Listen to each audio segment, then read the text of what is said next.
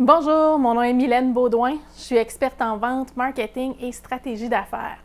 Chaque année, j'accompagne une centaine d'entrepreneurs dans le démarrage de leur entreprise. Cette semaine, je vous partage ce que j'aurais vraiment aimé savoir quand j'ai lancé ma première business. Je me suis lancée dans le vide, je me suis accrochée et j'ai quand même réussi. Le 23 novembre 2013, un de mes gestionnaires invitait tous mes collègues à dîner.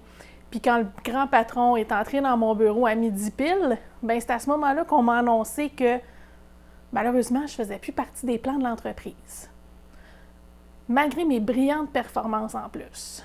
Donc, c'est cet épisode-là qui m'a donné le coup de pied au derrière que j'avais besoin pour démarrer à mon compte. Je venais d'apprendre que mon père avait un cancer de la vessie ultra agressif. Il en est décédé le 19 juin 2014. Avant d'enregistrer mon entreprise, j'ai demandé la permission à mon papa qui m'a encouragée dans un de mes premiers projets de fou, probablement parce qu'il savait que c'était sa dernière chance d'être derrière moi.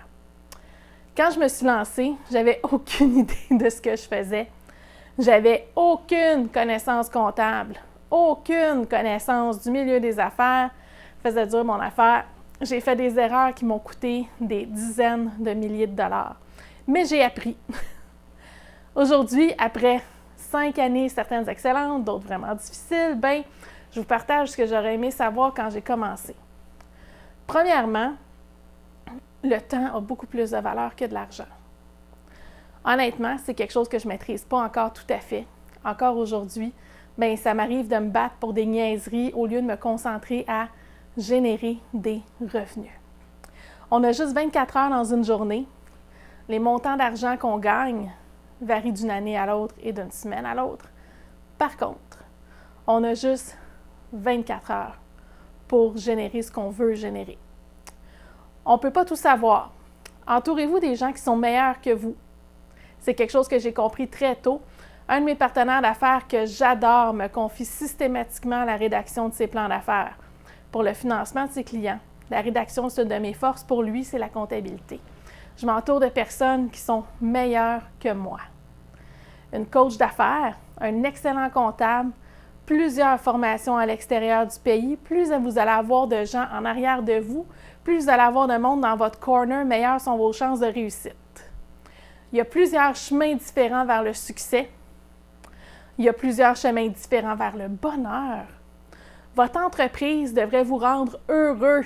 Si ce n'est pas le cas, faites autre chose. La vie est trop courte pour se faire chier dans une entreprise qu'on n'aime plus. Je suis loin d'avoir un parcours parfait.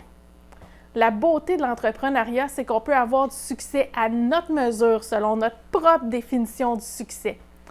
Certains de mes élèves sont des mamans à la maison qui veulent avoir un second revenu pour la famille. D'autres veulent dominer la planète. Les deux réponses sont excellentes. Les chemins pour y arriver sont différents pour chaque personne, puis vous savez quoi, c'est parfait comme ça. Je pourrais en faire un ouvrage complet. Plus j'avance dans ma carrière d'entrepreneur, plus je me rends compte que je ne sais rien. Plus j'apprends, plus je me remets en question.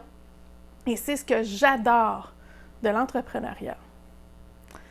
La semaine prochaine, je vous partage ce que j'aurais aimé savoir quand j'ai lancé mon entreprise.